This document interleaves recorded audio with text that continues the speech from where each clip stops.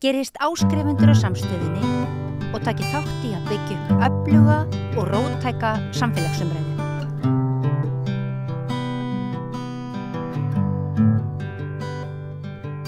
Á morgun ráðstefna á vegum Háskólans í Bifröst og í Norðurhúsinu Ísland og norðurslóðir í nýjum heimi, held ég orðið að breyttum heimi. Eitthvað svoleiðis, já.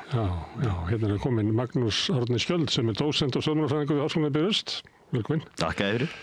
Já, nýjum heimi eða breyttum heimi, það munur á því, sko. Hvort að nýja heimur sé komin eða ekki.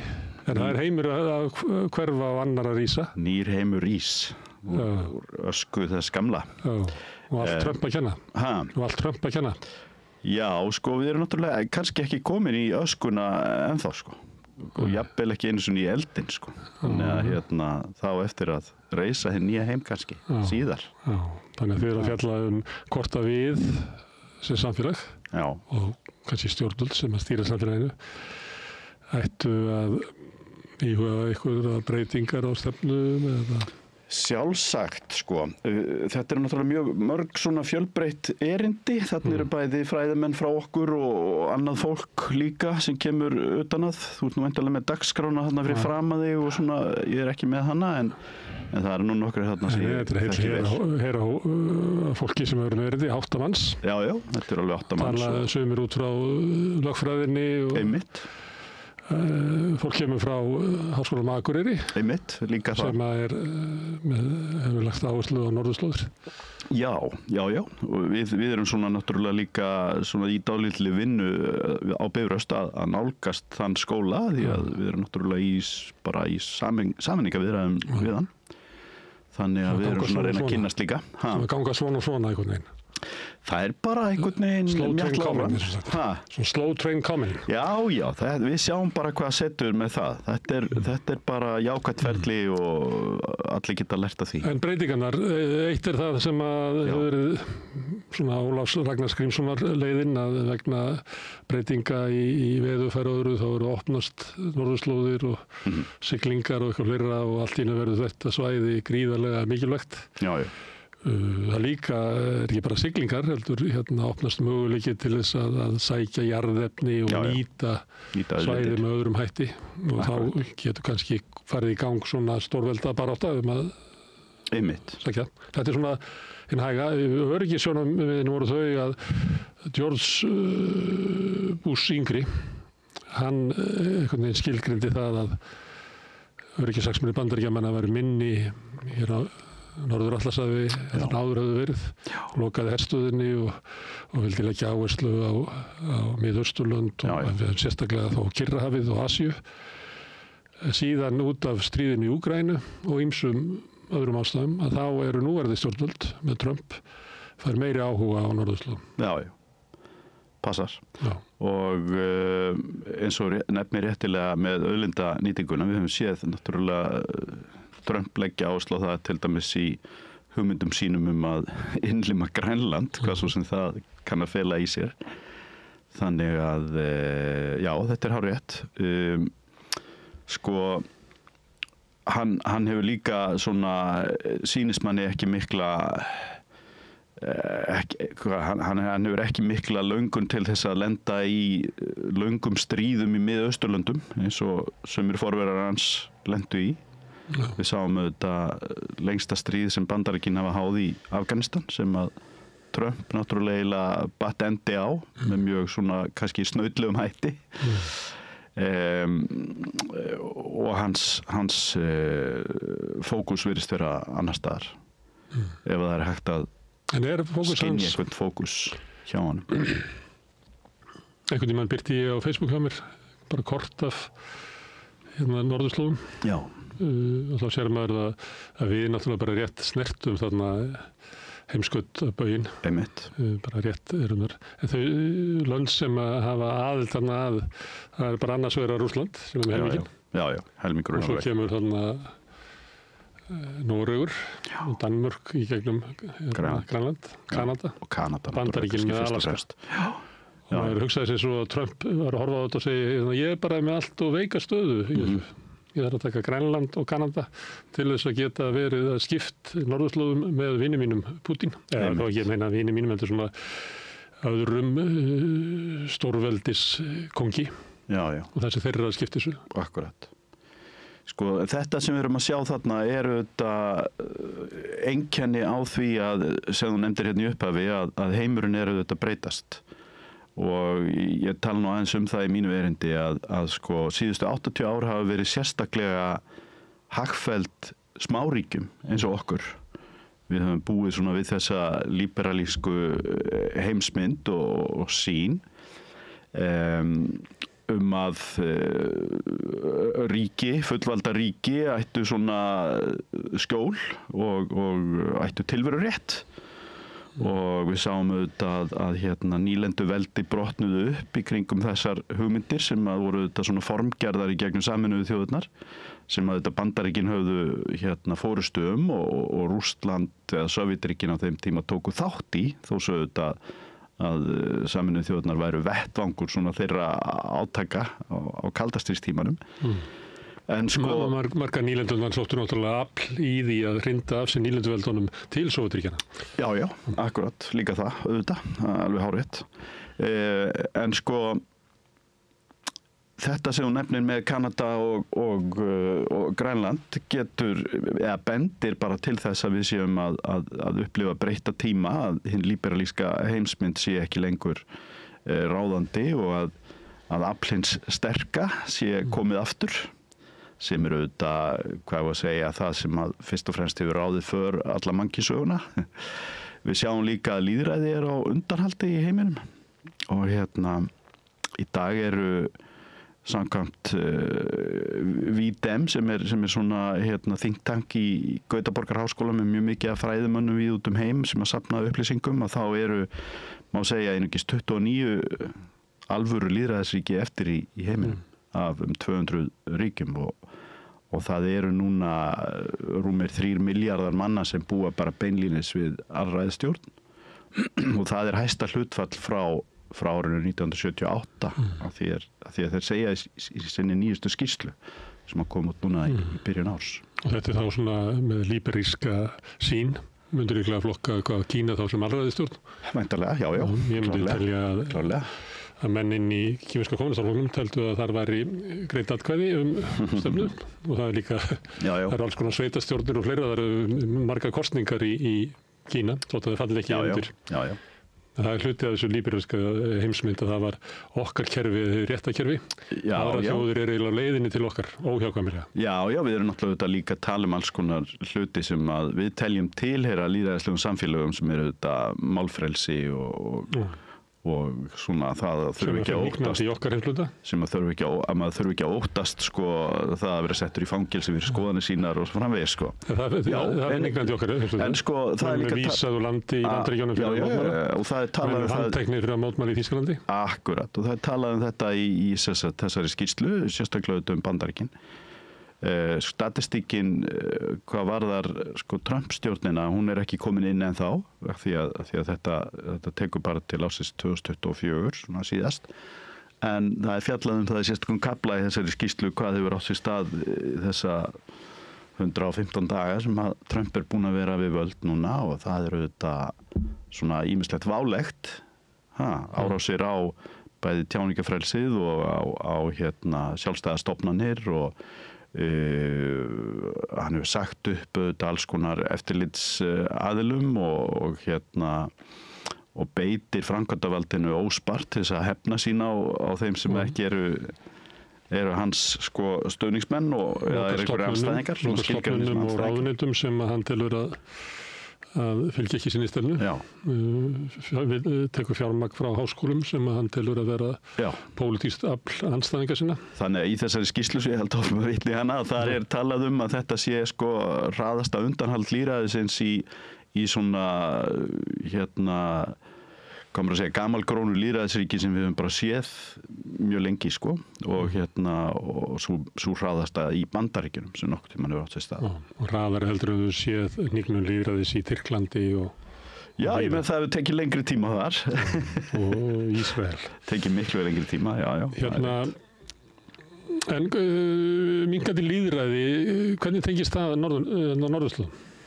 Það tengist auðvitað norðurslóðum eins og við tölum Norðurskautsráðið, það virkar ekki? Nei, ég minna, sko, það auðvitað, þú nefndir náttúrulega áðan að Rússland er helmingurinn af norðurskautinu og það er bara þannig og megnið af því fólki sem býr innan norðurheimskautsbaugs býr í Rússlandi, sko. Ef ég man rétt þá það 2 milljónir manna sem að búa norðan heimskautsbaugs þar. En sko, já, það hefur auðvitað, hnignun lýðræðisins hefur auðvitað áhrif á þetta stórvelda kapphlaup sem við sjáum. Og hnignun stofnana, þessa kerfi sem var byggt upp. Og þessa kerfis eins og Norðurskautsráðsins. Sem þú veist að benda á að smærri þjóðir hefðu haft eitthvað skjól í. Akkurat. Það verið margar aðrar sögur á þessu tímabili líka, kalda stríðið og svona nýlendustefnan þar sem að nýlenduveldin héldu tökum sínum á nýlendunum. Það var hugmyndi svo að alþjóðlegt kerfi gæti tryggt frið og öryggi og reglu. Frakkar til dæmis hafa aldrei almennilega sleppt tökunum á sínu nýlendu veldum gömlu, sko. En núna erum við með þetta stóra svæði sem að einhver leyti að opnast. Það er bara tæknilegar ástæður fyrir því og veðurfarslegar og ýmsar. Og þá myndi maður sem horfir kannski frá 20-30 árum aftur tímanum, frá þessu kerfi sem þú ert að tala að sé kannski að brotna, hann horfir á að leiðin til þess að leysa það, hvernig við munum nýta þetta og hvernig norðurslóðir verði í framtíðinni, verða gerðar hérna við stórt samningaborð. Sú stemming ekki í heiminum, þannig nú það sá sem hefur aflið, hann ætlar að fá sínu fram. Akkurat. Sko, fræðimaðurinn sem að benti á þetta tímabil og skrifaði það á sínu tíma að þetta tímabil hefði verið sérstaklega gott fyrir smáríki, heitir Peter Katzenstein og talaði um það að smáríki væru sérstaklega viðkvæm gagnvart þrýstingi og að þetta væri óvenjulegt tímabil vegna þess að þau hefði ekki upplifað sama þrýsting þarna og áður og annar fræðimaður sem heitir David Vitale hefur bent á það að smáríki geta sótt sér skjól á 2 vegu, annars vegar með því að halla sér upp að stórum og sterkum nágranna og hins vegar að fara inn í bandalag þar sem að hinir stóru og sterku eru aðilar að bandalaginu en ekki að beita smáríkin óðurlegum þrýstingi, heldur eru þar til að styðja við þau og dæmi slíkt eru þetta Evrópusambandið, þetta eru þetta skrifað í samhengi við það. Þannig að við hið stóra samningaborð þá verðum við auðvitað velta fyrir okkur við Íslendingar hvar við eigum að vera, hvernig við eigum að tryggja okkar hagsmuni og líf til frambúðar og það ræður auðvitað heilmiklu hvað gerist í Bandaríkjunum því að við höfum auðvitað okkar varnarhagsmunir hafa auðvitað verið með þeim hætti að við höfum hallað okkur upp að stórum nágranna, við höfum auðvitað bara sett okkar varnir í hendur Bandaríkjana og við erum að sjá það að lýðræði í Bandaríkjunum í hættu.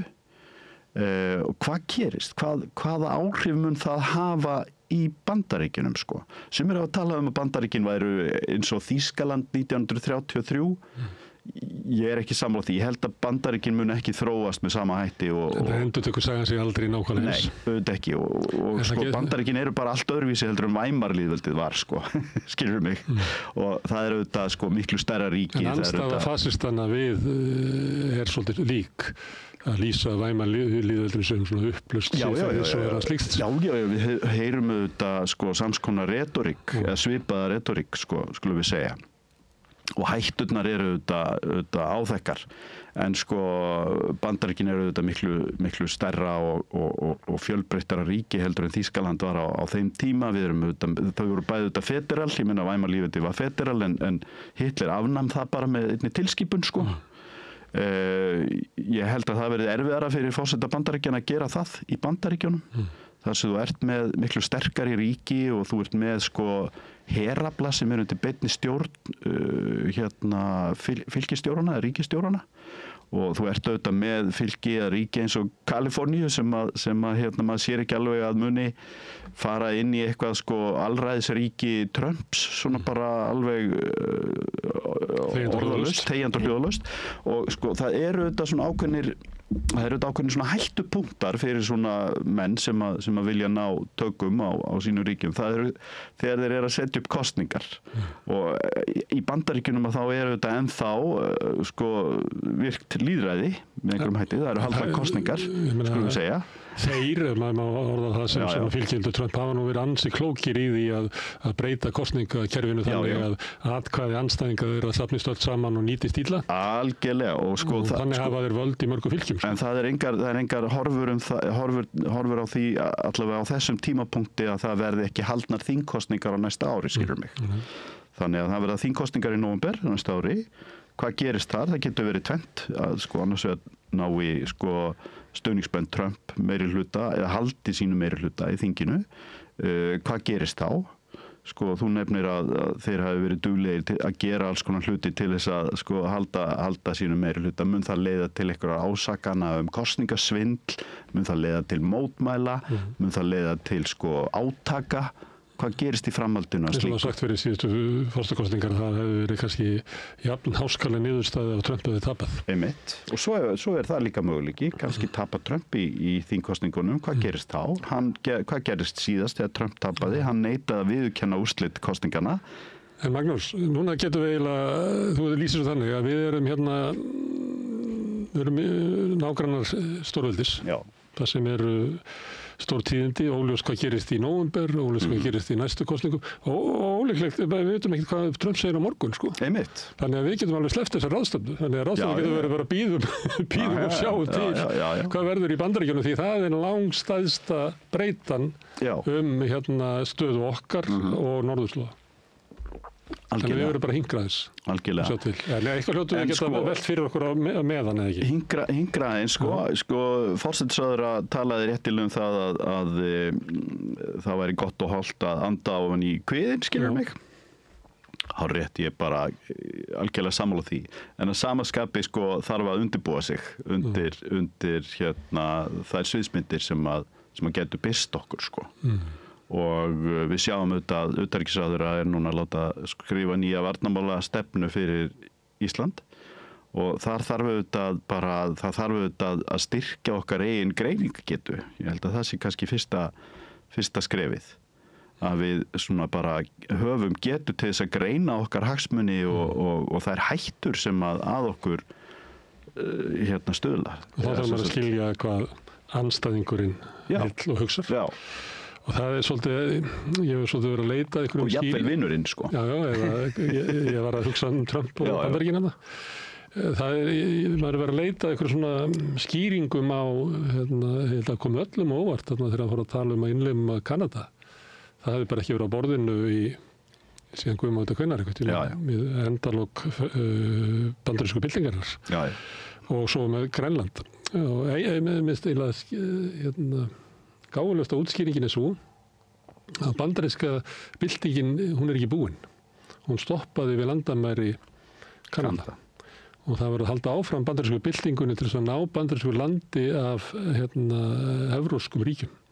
Og Kanada er náttúrulega ennþá með þjóðhöfðingja, deilið þjóðhöfðingja við Bretum. Og svo Grænland hluti undir dönsku krúnunni.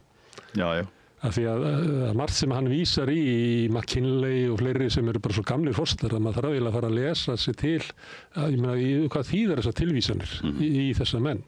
Og þá er það einhvern veginn hugmynd að sko bandaríska byltingin er bara ongoing fyrirbrigði. Hún er bara verið í hléi. Og þess vegna þurfum við að taka upp. En ég er bara að segja að þegar maður er að fara að reyna að ráða í það hver er raunverulega stefna bandaríska stjórnvalda, það er ekki einfalt mál. Átt að sjá því.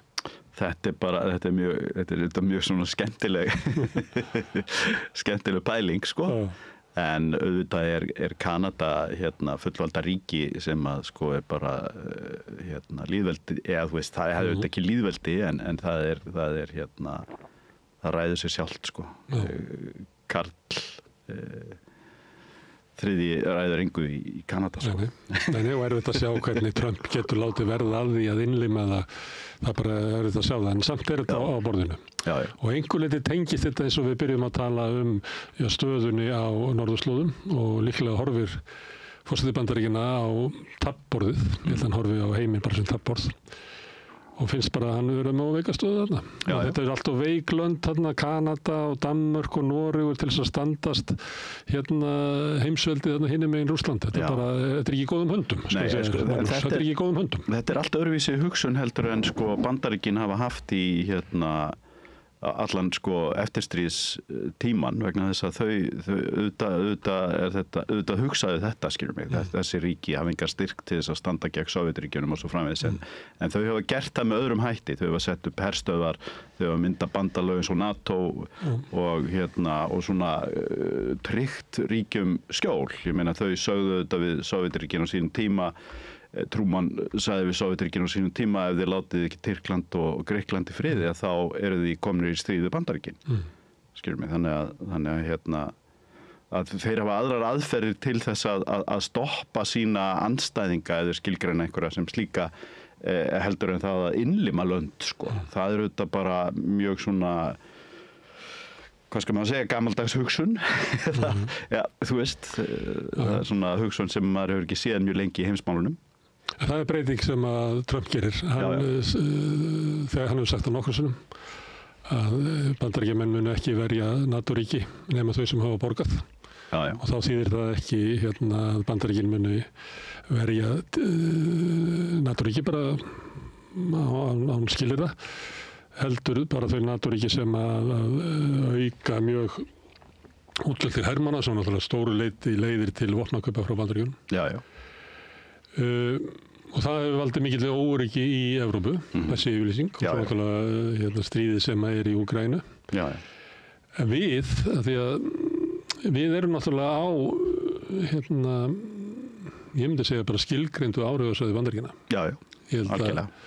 Rússar og Kínverjar og allir sem getur mögulega haft einhvern áhuga á Evrópu vita það að þessi eyja þarna þetta er bandarískt svæði. Já, auðvitað er það. Þannig að við þurfum eiginlega ekki við þurfum eitthvað samninga um þetta. Ég meina Bandaríkjamenn munu stoppa alla sem ætla að ráðast á okkur, sem annað en á við Eystrasaltslöndin. Já, og þá náttúrulega þetta bara þurfum að velta fyrir okkar eigin hagsmunum þar. Er það okkar hagur að vera svona mikið á þessu áhrifasvæði þessa ríkis ef að það segjum að það þróist með óæskilegum hætti, segjum að bara að það verði undirlagt af einhvers konar innri átökum næstu áratugina. Bandaríkin. Já.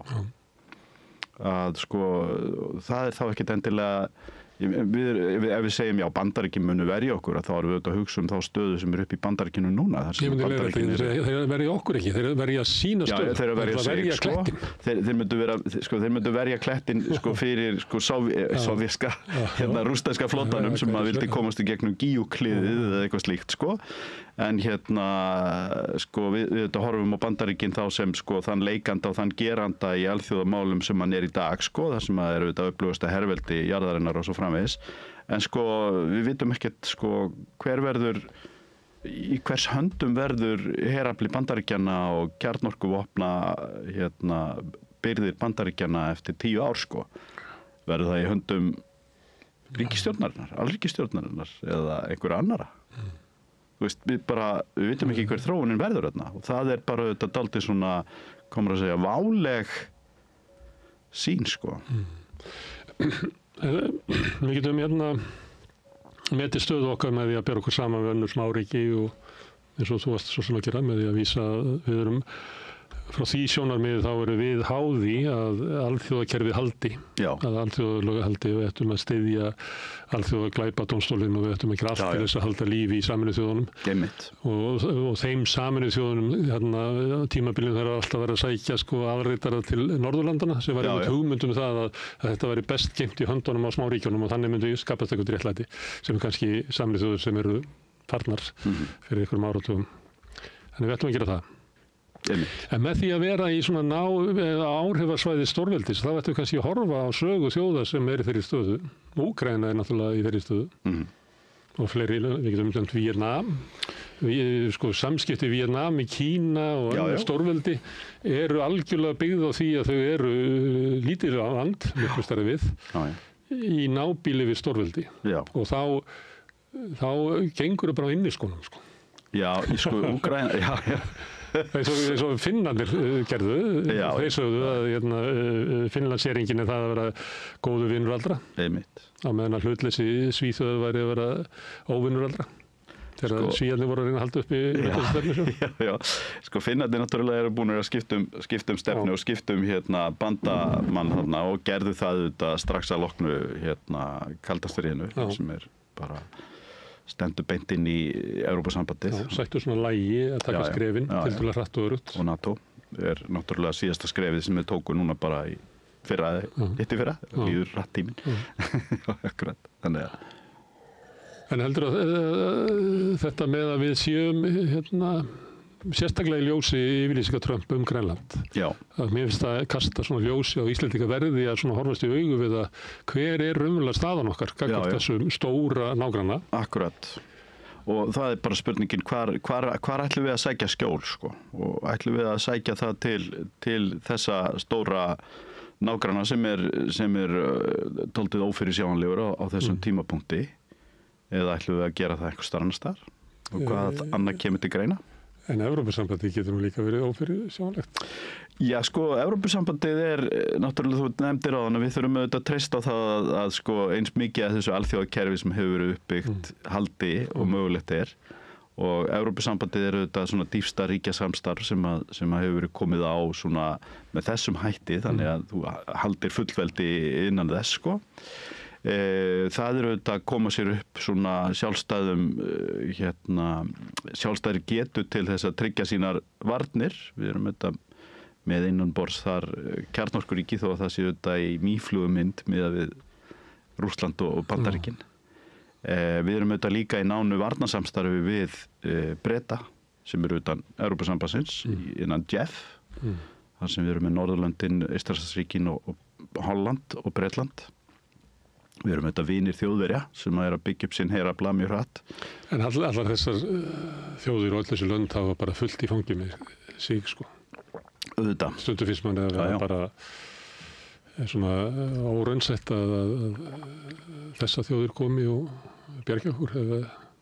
Ef að á okkur er ráðist.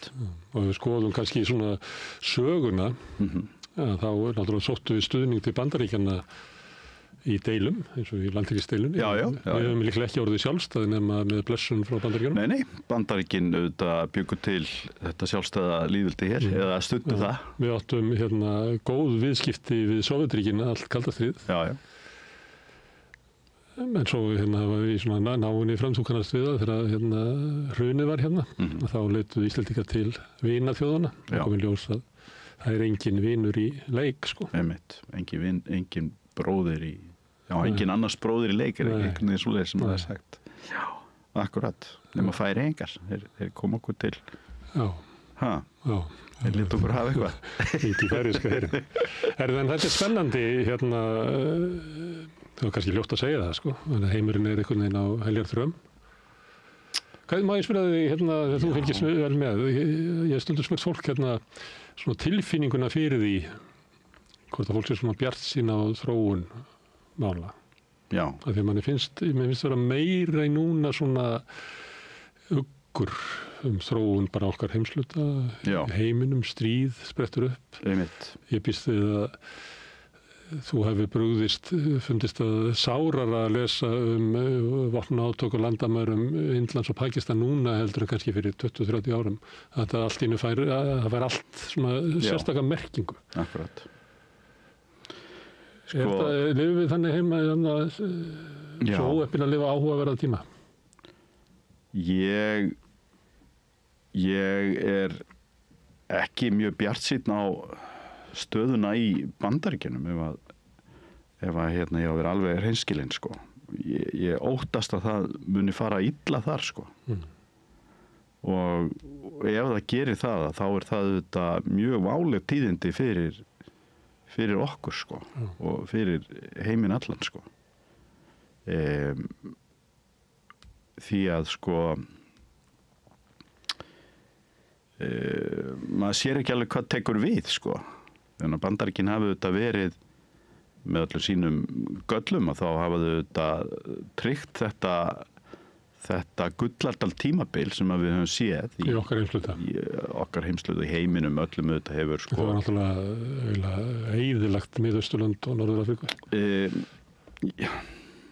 Já, maður veit ekki alveg hvað hefði gerst þar án, sko, Pax Americana, sko. Ég veit ekki alveg hvernig það hefði þróast ef að ekki hefði verið fyrir Bandaríkin og hnattvæðinguna og þann uppgangstíma sem við höfum séð, sko. Auðvitað eru aðstæður þar sem að Bandaríkin auðvitað koma að eins og Ísrael og þeir hafa auðvitað stutt Egyptaland og Tyrkland var það auðvitað líka svona á vissan hátt, sko. En já, fyrir, sko, ég meina Indland og Kína hafa auðvitað efnast í þessu umhverfi, sko, og á þessu umhverfi, á hnattvæðingunni sem að hefur verið auðvitað undirbyggð með hervaldi Bandaríkjanna og flotaveldi Bandaríkjanna, skulum við kannski fyrst og fremst segja, sko, sem að hafa gætt friðarins á úthöfunum sem að hefur leitt til þess að það hefur verið hægt að stunda þessi umfangsmiklu alþjóðaviðskipti sem hafa skilað sér í efnahagslegum uppgangi sem að á sér engan líkan. Þeir eru núna með herafla til þess að halda Súezskurðinum opnum. Einmitt. Já. Það er nú aldeilis, sko, það er gott fyrir okkur, sko. Að halda honum opnum. Já, en þú ert að vísa til ástandið innan Bandaríkjanna. Já. Að þessi valdboðsstefna Trumps haldi áfram, hann reyna að kæfa háskóla og fjölmiðla og þetta svona sem að var kannski draumur í okkar heimsluta að hafa samfélag sem að væri svona valdreifð, væri ýmsar stofnanir, að við hefðum svona bæði þrískipt ríkisvald sem má efast í Bandaríkjunum núna með þessum íhaldssama Hæstarétti. Sem hann eiginlega handbendi framkvæmdarvalds. Já. Og svo þetta með að háskólarnir séu sjálfstæðir, fjölmiðlarnir séu sjálfstæðir. Já. Við náttúrulega byggjum á því að verkalýðshreyfingin séu öflug og sjálfstæð hérna. Einmitt. Bandaríkjamenn, það er kannski bara minning af Bandaríkjunum. Nema þetta á við kannski kennaranna á Hollywood og svona einstaka bletti, bílaðinaðinn og eitthvað fleira. En vantar í alla þá atvinnustarfsemi sem að varð til á nýfrjálshyggjuárunum og hnattvæðingunni. Þjónustugerðina, þar er ekki verkalýðsfélög. Akkúrat. Þannig að ertu að horfa á að við getum verið að horfa á að framkvæmdarvaldi beygir umverulega alla stofnanir samfélagsins undir sinn vilja? Já, ég hef meiri áhyggjur bara af, sko, auðvitað hefur maður áhyggjur af því að, sko, það verði þarna einhvers konar svona, hvað maður að segja, ólýðræðislegt ríki og það er auðvitað ekki gott en hins vegar hef ég líka bara áhyggjur af átökum í Bandaríkjunum sem að gætu sprottið upp úr þessum jarðvegi. Sem að ég held að getur líka bara breiðst út, sko. Að við fengjum borgarastyrjöld. Jafnvel. Trump vísar oft til Abraham Lincoln og var bara að því núna daginn held ég. Það sem hann var að lýsa yfir að hann ætlaði að afnema það að þyrfti að bera menn fyrir dómstól áður en hent út á landi. Einmitt, já. Og vísaði að Lincoln hefði gert þetta í borgarastyrjöldinni. Og Bandaríkin væru í borgarastyrjöld. Já. Sem var innrás innflytjenda inn í landið sem var að grafa undan. Já, akkurat. Já, en sko það hefur verið sagt að við séum ekki í stríði í dag heldur, en það sé ekki friður heldur. Þannig að við erum í svolítið skrýtnu ástandi. Ég sé ekki of svartsýnn en sko í þessu ástandi held ég að við þurfum bara að horfa inn á við og við þurfum að styrkja okkar eigin greiningargetu fyrst og fremst til þess að átta okkur á því hvað er framundan. Ég vona bara að íslenska ríkisstjórnin sé að huga því, mér sýnist það og treysti því. Herðu, ráðstefnan er á morgun í Norrannahúsinu. Já. Hún byrjar fyrramálið ekki? Það er ekki 9 Hún byrjar kl. 9:30. 9:30, já. En fínt að vera mættur kl. 9. Akkurat, passa. Fá sér kaffibolla. Já. kjafta eins. En af hverju eru þið í Norðurósinu, af hverju eru þið ekki uppi á Bifröst? Mér finnst það hérna svo fallegur staður. Já, því miður þá það bara þannig að kampusin á Bifröst lokaður. Af hverju hann? Vill ekki vera þarna? Það kom upp mygla í skólahúsunum, því miður. Þannig að við þurftum bara að flýja þau og höfum ekki komið þangað inn bara í 2 ár. Þessu nýju húsunum þá sem skólabyggingunni. Skólabyggingunni, já. En gekk það eitthvað að hafa svona heimaðarskóla eða? Það var á tímabili að hafa þetta heimaðarskóla, það var þetta oft svona fólk sem hafði dottið út úr námi og kom aftur. Við vorum þetta með 800 manna háskólaþorp, svona í kringum 2006-2007. Svo gerist eitthvað með hruninu, að það verður bara svo breyting að fólk treysti sér ekki til þess að flytja þarna upp yfir. Verður náttúrulega ofur trú á fjarkennslu. Svo kemur auðvitað fjarnámið og það auðvitað kemur á vissan hátt bara sem svona dálítið bjargvættur þessa skóla. Og eru þið bara í fjarkennslu? Og staðan svo í dag, við erum bara í því. En við erum með svona staðlotur, svo köllum þær, og við höfum haldið tryggðu Borgarfjörðin í þeim efnum og erum með þær í Borgarnesi og Hvanneyri. Og maður er náttúrulega lesið mikið það að fjarkennsla sé ekki eins góð. Við þurfum að eiga samskipti við finnum það hérna að samtal sem ég á við fólk sem situr inn í stúdíónu eða Zoom-i, þetta er sikkur hluturinn. Já, ég meina, auðvitað er það en þess vegna hefur við þessa staðlótura því við viljum líka bjóða upp á það að fólk geti hist í eigin persónu en með svona þessari tækni að þá eru auðvitað alltaf að verða, tækifæri til þess að gera þetta fjarnám skemmtilegra og meira spennandi og fólk óhæfara til þess að eiga í samskiptunum í holdinu eða ekki. Það getur líka gerst. Já, það getur það gerst. Málið hins vegar það með okkar nemendur og þá eru þeir nú mjög mikið í samskiptum við annað fólk því að þetta er nú að langstærstum hluta fólk sem er bara í fullri vinnu. Sem er í námi hjá ykkur. Já, okkar nemendur eru að meðaltali 38 ára gamlir, fjölskyldufólk í fullri vinnu sem að myndi ekkert verið í námi ef að það þyrfti að mæta einhver staðar klukkan 10:40 á einhverjum stað á miðvikudögum. En ekkert svo ólíkur hópur bjó uppi á Bifröstu upp af aldarinnar? Já, þá var fólk. Það var barnaheimili og þá var fólk tilbúið til þess að flytja upp yfir. Það hefur eitthvað breyst? Það breyttist í hruninu. Það gerði það, við fundum að það var bara meiri ótti við það að hætti vinnunni og fólk var að hætti vinnunni bara og flytja upp á Bifröst og taka sénsinn og svona. Frjálst? Já. En nú er það kannski minna frelsi að fólk óttast að sleppa vinnunni. Það var þarna eitthvað tímabil þar sem að kom upp þessi ótti, fólk vildi ekki sleppa vinnunni og bara halda í sitt og það dugði til þess að verða einhvers konar svona vatnaskil í okkar starfsemi því að þá brugðust við með því að færa fleiri og fleiri námsleiðir yfir í fjarnám og það vindur upp á sig líka. Kenndi þú þarna þegar það var þorp? Já. Þegar ég tek hérna hlé milli 2006 og 2010 og þegar ég hætti 2006 þá var þetta 800 manna háskólaþorp komið upp. Já, þetta var þetta skemmtilegu tími.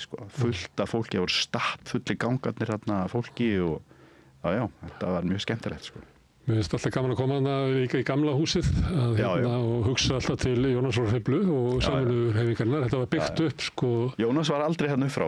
Hann var alltaf á móti því að skólinn er færður þarna upp yfir. Þetta er satt samvinnuskólinn sem samvinnuhreyfingin undir forystu kannski Jónasar leit svo á að ef við ætlum að byggja upp okkar hreyfingu þá verðum við bara að mennta okkar fólk. Við getum ekki verið að taka við einhverjum viðskiptafræðingum út úr kapítaliskum skólum. Passar. Þeir koma náttúrulega og vilja bara fara að græða peninga. Þessi skóli var settur upp til höfuðs verslunarskólanum og hugmyndum auðvaldsins hvernig ætti að mennta fólk.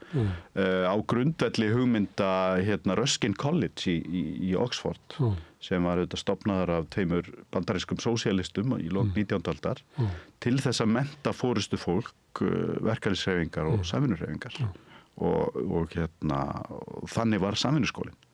Hann var til þess að mennta fólk fyrir samvinnuhreyfinguna og verkalýðshreyfinguna, forystu fólk. Ég held að þetta skiptir máli, ég er ekki að segja að það fyrir að fara sömu leið aftur. En ég hef stundum velti fyrir mér að fólk sem að reka kannski verkalýðsfélög og eitthvað fleira og svo ræður það fólk sem að ég held að verið Ögmundur Jónasson sem sagði að þeir sem útskrifast úr viðskiptafræði að þeir eru menntaðir í nýfrjálshyggju. Já, ég fór sjálfur í gegnum nýfrjálshyggju nám í Bandaríkjunum, tók mastersgráðu í hagfræði og lærði þar þessi nýfrjálshyggju fræði og þetta er það þannig að fög eins og hagfræðin og viðskiptafræðin eru þetta undir talsverðum áhrifum frá þeim hugmyndum en þau gefa líka tæki til þess að líta gagnrýnið á þær hugmyndir.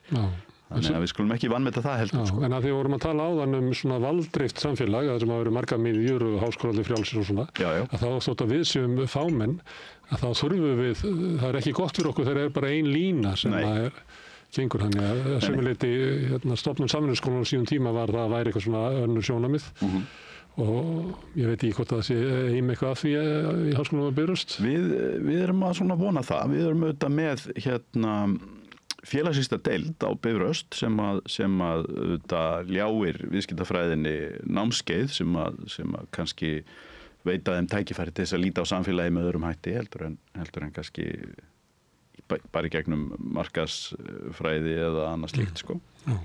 Nýtist okkur mjög vel Bifröst þeir sem eru með svona spjallhætti þeir kemur svolítið öðruvísi fólk svolítið koma öðruvísi hugmyndir. Já, við erum mjög stolt af okkar fólki og Bifröstingar eru afl í íslensku samfélagi sem að hefur látið að sig kveða mjög víða. Herðu, Magnús Skjöld, takk fyrir að koma hingað og ræða norðurslóðir og svo sem bara heimsmálin almennt og gangi ykkur bara vel á ráðstöfunni í Norðurlandsins á morgun. Takk hérlega. En við höldum áfram við rauðaborðið, við erum alltaf að reyna að skilja hennar heim sem við lifum í og er alltaf að breytast. Óðum og við náum í skottuðorum, þá hleypar hann eitthvað. Næsti kafli er eftir augnablik. Samlokubrauð, maltbrauð, tékkneskt súrdeigsbrauð, brauð ársins, Bernhöfts bakari, íslenskt handverk síðan 1834.